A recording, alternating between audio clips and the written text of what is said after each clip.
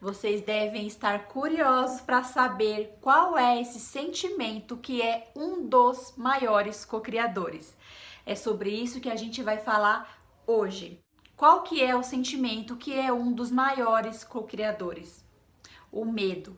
Exatamente, é o medo. Por quê?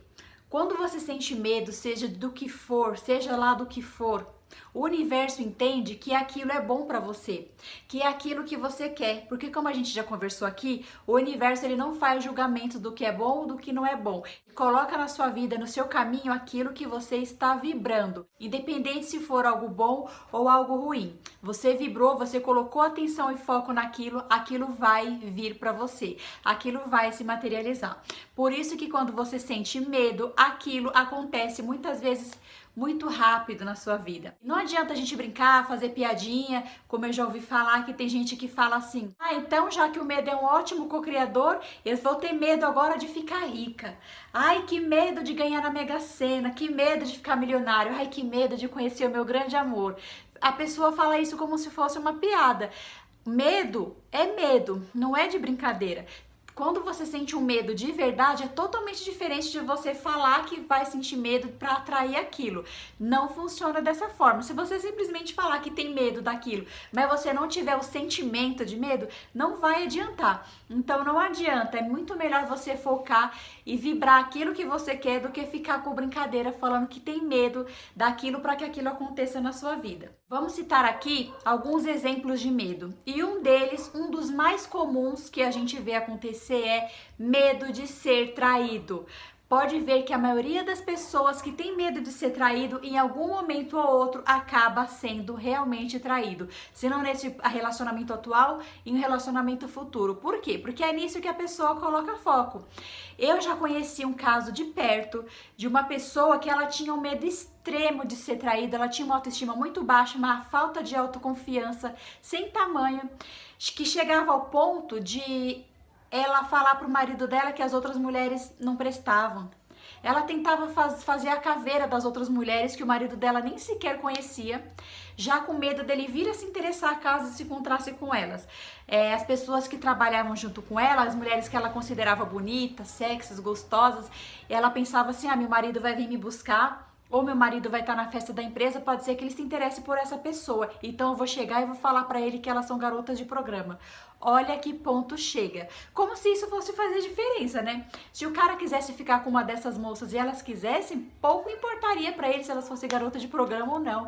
Então ela chegava no ponto de fazer a caveira das pessoas, de difamar as pessoas, que muitas vezes eram pessoas casadas, só para tentar evitar que o marido dela olhasse para essas pessoas. O que aconteceu alguns anos depois? Ela foi traída com uma pessoa que trabalhava na escola da filha. Era uma pessoa que ela nem sonhava, que ela nem imaginava que pudesse vir a ter um caso com o marido dela. E foi de onde veio, de onde ela menos esperava, mas veio. Então, gente, vamos tomar muito cuidado com esse negócio de medo de ser traído, vamos focar no amor, focar na fidelidade, porque se você ficar focando em traição, uma hora isso vai acontecer. Outro exemplo clássico de medo, medo de ser assaltado. São pessoas que estão sempre sendo assaltadas, quando não roubam ou furtam o celular da bolsa dela, puxam a carteira do bolso. Eu conheço pessoas que sempre morreram de medo de ser assaltadas, sendo que nunca tinham tido essa experiência, mas simplesmente achavam que a qualquer momento elas poderiam ser assaltadas, que alguém podia invadir a casa delas,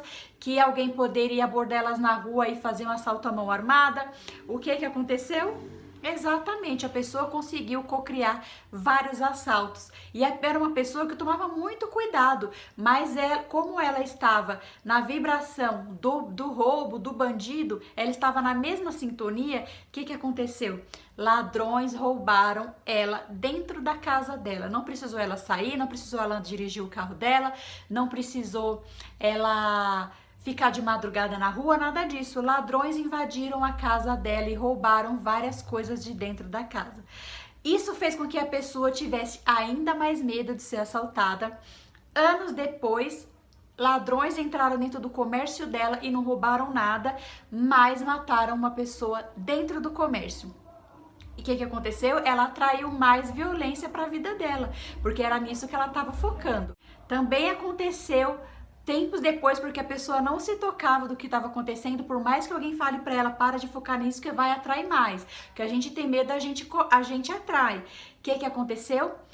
Alguns anos depois, ladrões novamente entraram na casa dela, que é uma casa que ela não morava, tá? Uma casa de veraneio.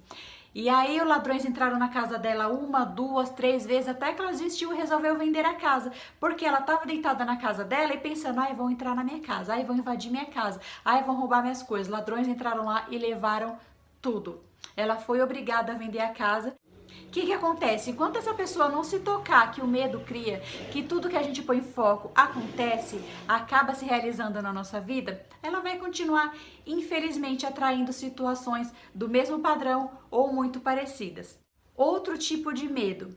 Medo de tomar um bolo. Medo de ser deixada falando sozinha, por exemplo, que é um medo considerado mais bobo, mas que acontece bastante com quem tem medo que isso aconteça. Quando você marca, sei lá, um encontro com uma pessoa que você gosta, ou com um amigo, ou com um ficante, alguém que você vai conhecer, e você fica focando no medo, ai, será que ele vai? Será que ela vai? Ai, mas será que a pessoa vai chegar atrasada? Será que não vai desmarcar? Será que vai me dar um bolo? O que acontece? O universo entende. Bolo, mancada, atraso. E o que vocês acham que acontece? A pessoa toma um bolo e aí o que ela vai falar? Aí, tá vendo? Não falei?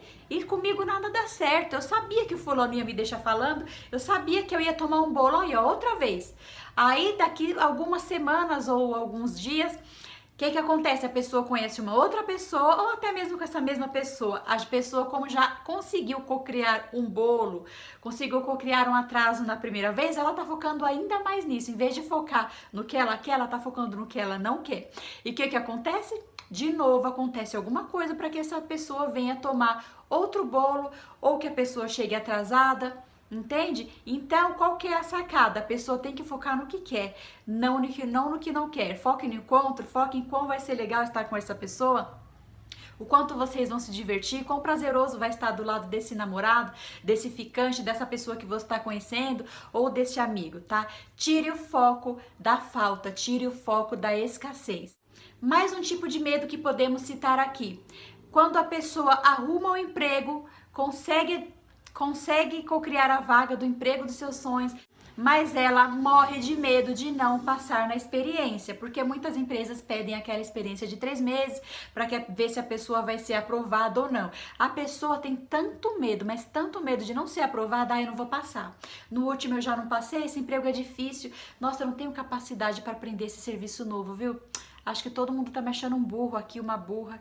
Ai, não vou passar nessa experiência, eu tenho certeza. No dia seguinte, o ônibus dela atrasa, ou o carro quebra, ou o trem é lento e a pessoa chega atrasada no trabalho. Um motivo para não passar na experiência.